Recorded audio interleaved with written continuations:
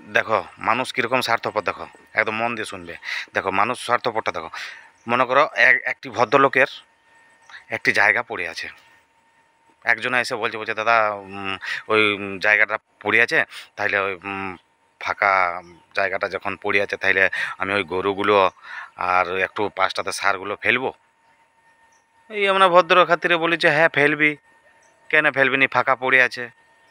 ফেলতে ফেলতে গরু বাঁধতে বাঁধতে মোটামুটি 8-9 বছর হয়ে গেল। 8-9 বছরের পরে ওই ভদ্রলোকটি বলছে ভাই এবারে তুমি ছেড়ে দিবে জায়গাটি, আমার একটু কাজ আছে জায়গাটাতে।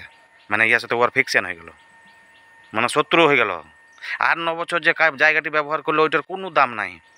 যখনই বললো যে ছেড়ে দিবি তখনই ওর সাথে শত্রু হয়ে গেল।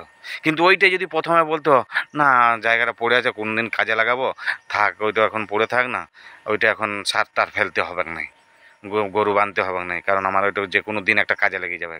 মানে ওর সাথে প্রথম থেকেই সম্পর্কটি ভালো থাকতো যদি প্রথমে ওই কথাটি বলে দিত।